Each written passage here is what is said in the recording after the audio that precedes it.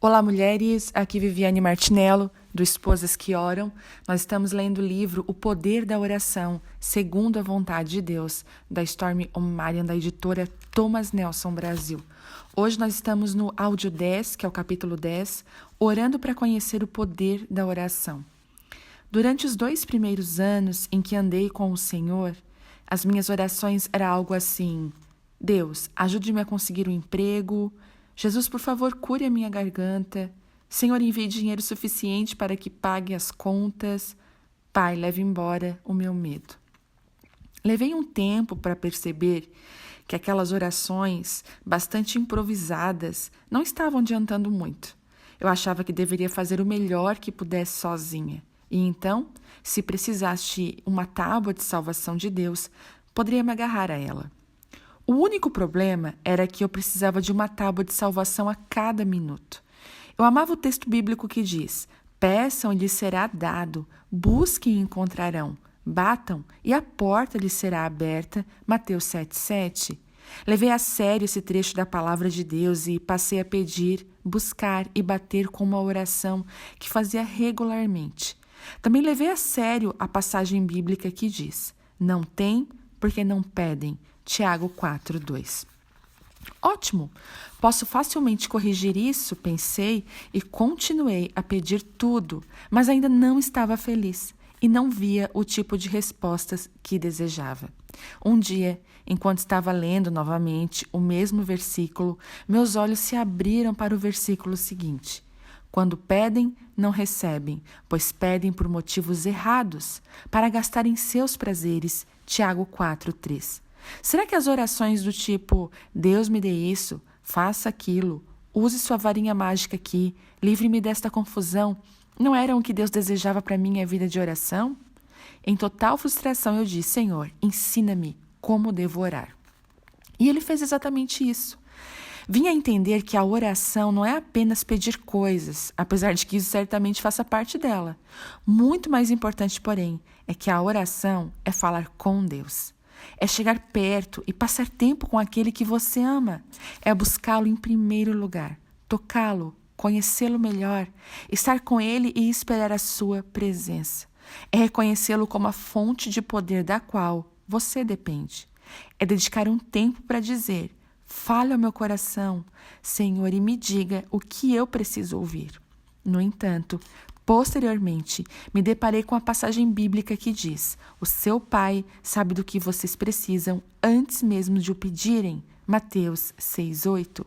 Isso me deixou perplexa, então perguntei ao pastor Jack: se Deus já sabe o que eu necessito, por que ainda preciso pedir alguma coisa? Na sua forma habitualmente clara, ele explicou: porque Deus nos deu o livre-arbítrio. Ele o instituiu para que sempre tenhamos uma escolha em tudo o que fazemos, inclusive se devemos ou não optar por nos comunicarmos com Ele. Ele nunca irá intervir onde o homem não desejar. Claro, pensei. Deus quer que nós desejamos estar com Ele. Não existe nenhuma relação de amor se uma pessoa precisa ditar como o outro deve pensar, sentir e agir. Deus conhece os nossos pensamentos. O pastor Jack continuou, mas ele responde às nossas orações. Precisamos chegar a ponto de perceber que a oração é um privilégio que é sempre nosso, mas o poder da oração é sempre dele. Sem Deus, não podemos fazer nada. E sem nós, Deus não irá fazê-lo. Essas palavras me deram uma nova perspectiva sobre o assunto. As coisas não iriam acontecer na minha vida se eu não orasse. E eu não estava mais apenas pedindo coisas, era uma parceria com Deus. Eu estava alinhando meu espírito com o dele e juntos iríamos ver a sua vontade perfeita ser realizada. Um exemplo significativo foi a minha oração por um marido. Eu havia sido casada antes de me tornar uma cristã, mas após o fracasso do casamento, eu tinha sérias dúvidas de que poderia vir a ter um casamento feliz. Era o que eu mais queria, mas somente quando comecei a orar por isso, passei a ter esperança.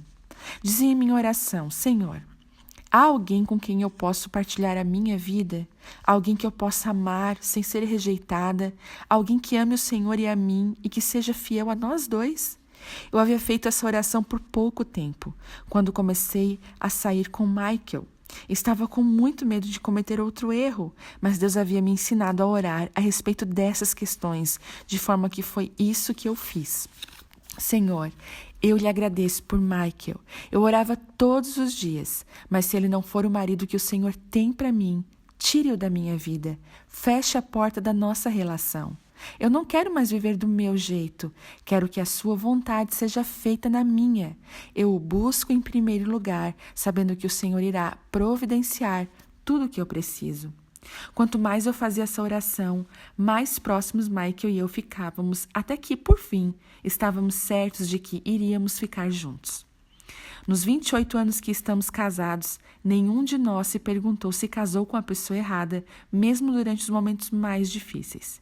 Isso acontece porque o nosso relacionamento está protegido e comprometido com Deus em oração desde o início. E nós sabemos que essa oração nos manteve juntos. Ser capaz de entrar na presença de Deus, com os nossos corações abertos para ser moldados, nos manteve crescendo juntos, em vez de desmoronarmos. Como eu disse em meu livro, O Poder da Esposa que Ora, a oração e o nosso compromisso de fazer as coisas do jeito de Deus nos afastaram do divórcio, quando nossa carne poderia tê-lo acolhido nos momentos na fraqueza. Desde uma questão tão grande como se casar com a pessoa certa, até algo menor de importância, como preparar uma refeição para os convidados do jantar, tudo o que eu fazia tinha cobertura de oração. Pouco a pouco, a estrutura da minha vida começou a mudar e a plenitude penetrou nela, de forma que as células danificadas se regeneraram como se reagissem a uma pomada cicatrizante. Como orar de forma eficiente? Todos nós sabemos que quando os amigos não veem uns aos outros nem se comunicam com frequência, podem se tornar emocionalmente separados. Bem, é o mesmo entre você e Deus. Se você não fica em contato com Ele, começa a se sentir distante, e mesmo quando não está. É por isso que deve orar diariamente. E além disso, quando passa tempo com alguém que você respeita, o caráter dessa pessoa passa um pouco para você. Quando você está na presença de Deus, o caráter dele é formado em você. Muitos de nós somos especialmente vulneráveis ao ataque do inimigo em nossa autoestima. Não é preciso muita coisa para nos desanimar e nos fazer sentir distantes de Deus. E é por isso que é importante começar o dia com algum tipo de oração. Precisamos determinar para nós mesmos e a nossa vida que estamos em conexão com Ele. Somente por meio da oração podemos receber o melhor de Deus para a nossa vida e conseguimos afastar as coisas que nunca foram a vontade de Deus para nós. Precisamos aprender que não podemos deixar a nossa vida ao acaso. Precisamos orar por qualquer coisa que nos envolva, quer seja grande, pois nada é impossível para Deus, ou pequena, até os cabelos da cabeça de vocês estão contados. Se você tem alguma dúvida sobre a importância da oração, ou se ainda está orando de forma muito breve, interminente e imprevisível, veja as 15 razões para orar a seguir. Creio que as leituras bíblicas que as apoiam são muito inspiradoras também. 15 razões para orar. Primeiro, para buscar a face do Senhor e conhecê-lo melhor. Salmos 27:8. 2. Para tirar os olhos dos seus problemas e colocá-los no Senhor. Salmos 121:1. 3. Para falar com Deus. 1 Pedro 3:12. 4. Para aliviar o seu coração. Salmos 142:1-2. 5. Para fazer seus pedidos a Deus. Mateus 21:22. 6. Para ouvir a Deus. Provérbios 8:34. 7. Para ficar livre do sofrimento. Tiago 5:13. 8. Para resistir à tentação. Mateus 26:41. 9. Para ser salvo da tribulação. Salmo 107:19. 10. Para receber a recompensa de Deus. Mateus 6:6. 11. Para resistir ao mal. Efésios 6:13. 12. Para ter alegria. João 16:24. 13. Para chegar perto de Deus. Isaías 64:7. 14. Para ser curado emocionalmente. Tiago 5:13. E 15. Para ter paz. Filipenses 4:6. Faça o que tiver de fazer para reservar um lugar e tempo para orar. Quando eu era solteira e durante os primeiros anos de casamento, isso não era um problema. No entanto, depois que o nosso primeiro filho nasceu, ficou muito mais difícil. Quando nosso segundo filho chegou, a única maneira de passar um tempo com o Senhor era me levantando às 5:30 da manhã. O único lugar onde eu podia ir a essa hora e não incomodar ninguém era um pequeno armário em frente ao banheiro principal. Que contraste com os meus primeiros anos de vida, trancada num armário de castigo. Agora eu ia para lá para ter comunhão com Deus. Isso funcionou bem por um tempo, até que fui descoberta. Inicialmente era visitada regularmente por minha filha de 18 meses de idade, que aprendeu a sair do berço e vinha me procurar. Logo, ela estava acompanhada por seu irmão mais velho de 6 anos de idade. Certa manhã, quando os meus filhos, meu marido, 2 cães e vários hamsters acabaram aparecendo no armário, eu sabia que era hora de me levantar mais cedo ou encontrar um novo local. Às vezes, precisamos rever nossos planos, mas garantir um tempo e lugar para ficar a sós com Deus. Vale qualquer esforço, sem reduzir a oração a uma fórmula. Achei que seria bom incluir determinados pontos-chave em cada tempo de oração. Primeiro, diga ao Senhor o quanto você o ama, agradeça a Ele por tudo que fez por você e declare quão dependente você é dele. Diga-lhe tudo o que está em seu coração. Confesse qualquer coisa que precise ser confessada, entregue a Ele todos os seus pedidos, espere que Ele fale ao seu coração e louve-o por trabalhar poderosamente em sua vida. Nunca se sinta inibido por achar que não consegue orar. Se você pode falar, você pode orar. E não se preocupe com questões sobre oração, questões sobre a igreja ou questões sobre o cristianismo. A Bíblia nos informa a única qualificação que é necessária é: quem dele se aproxima precisa crer que ele existe e que recompensa aqueles que o buscam. Hebreus 11:6. Nós só precisamos crer que ele é um Deus bom. Quanto mais você orar, mais coisas vai descobrir sobre as quais orar e mais vai ser levado a orar pelos outros. Membros da família, como consta nos meus livros, O Poder da Esposa que Ora e O Poder dos Pais que Oram, amigos, inimigos e todos aqueles com autoridade em qualquer área de sua vida, pastor, professor, chefe, governador ou presidente, você vai orar por eles, não só porque eles influenciam a sua saúde emocional e porque parte da paz que você experimentará irá resultar diretamente deste tipo de oração, mas porque Jesus lhe pediu para fazê-lo. Deus sempre ouve as minhas orações? Você nunca pode ser desqualificado com uma pessoa de oração. Por isso, não fique desanimado por vozes negativas que dizem coisas como: você não é bom o suficiente para chegar diante do trono de Deus. Ou, você fracassou de novo, então não vai voltar chorando para Deus. Mentiras, mentiras e mentiras. Não dê ouvidos a nenhuma delas. Imagine um pai que nunca trabalha até tarde, nunca o ignora ou o rejeita, nunca está demasiadamente ocupado e está sempre esperando que você venha e fale com ele. E ainda que você tenha muitos irmãos e irmãs, você nunca está competindo com eles, porque esse pai não tem favoritos. Eu sei que esse tipo de amor é difícil receber se você nunca foi amado assim quando criança, mas essa é a disponibilidade do seu Pai Celestial para com você. Como o pastor Jack tão sucintamente coloca, o Pai Celestial está esperando para ouvir você. Ligue para casa. Não deixe que o desânimo de uma oração não respondida faça com que você duvide que Deus o ouviu. Se você aceitou Jesus e está orando em seu nome, então Deus o ouve, algo está acontecendo. Quer você veja a manifestação disso em sua vida agora ou não? Na verdade, toda vez que você ora, está antecipando os propósitos de Deus para você. Sem oração, o pleno propósito que Deus tem para você não pode acontecer. O poder em números. É importante entender que o bem-estar espiritual depende de 2 tipos de oração frequentes. Um tipo é a oração profunda, íntima e solitária, só você e Deus.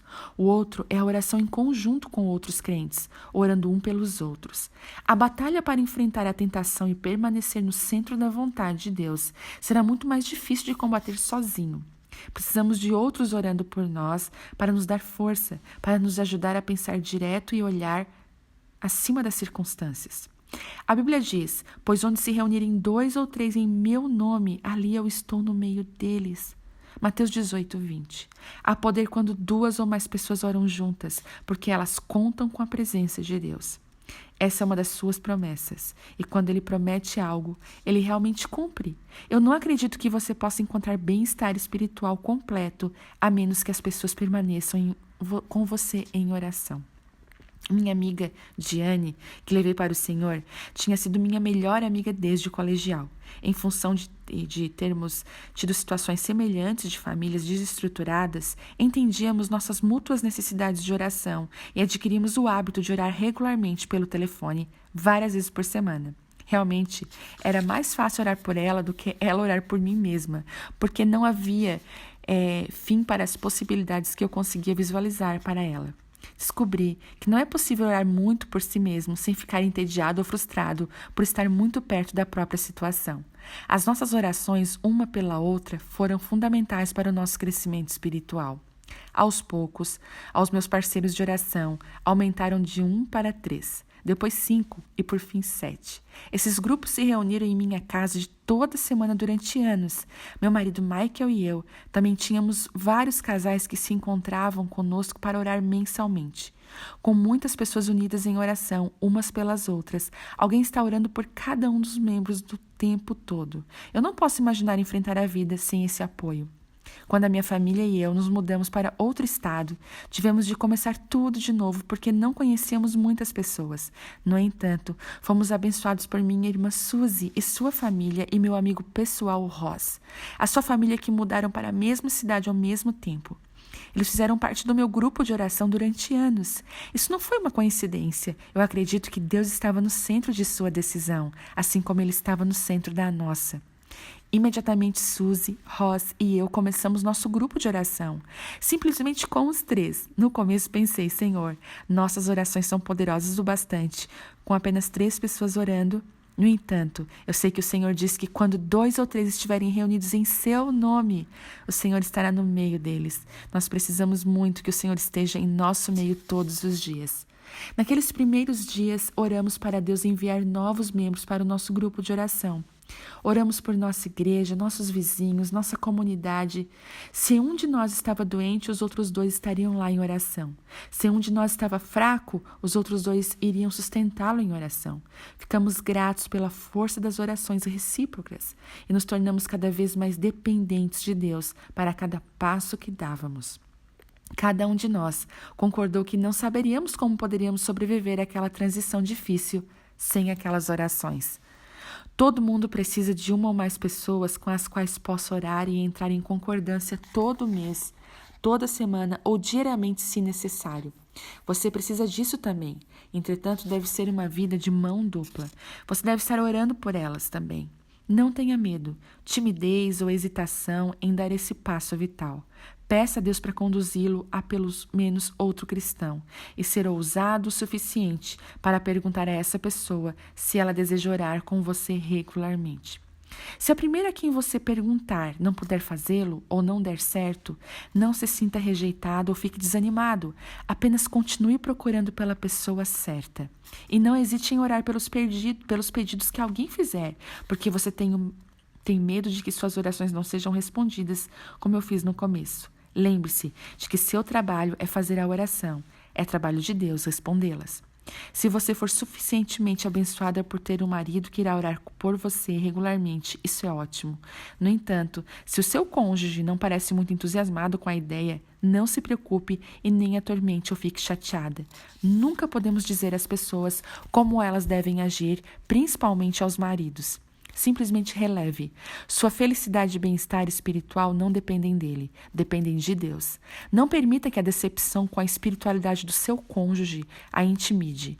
Essa é a armadilha do inimigo para causar conflitos no lar e impedi-la de ir em direção a tudo que o Senhor tem para você.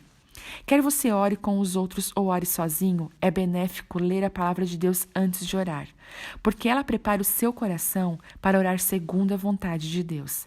Tenha um lápis e papel com você, ainda você pode escrever qualquer coisa que o Senhor fale ao seu coração. Se precisar de uma aptidão para orar além das suas próprias capacidades, porque está muito fraco, muito chateado ou com muito medo, peça ao Espírito Santo para ajudá-lo.